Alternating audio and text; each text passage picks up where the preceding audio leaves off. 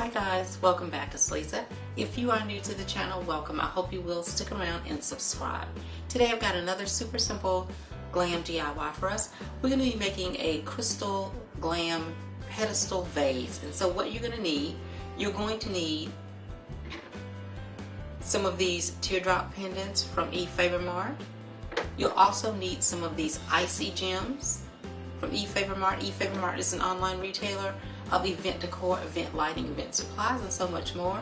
I will have Efavormart's information along with my custom affiliate links in the description box below for you guys to check them out.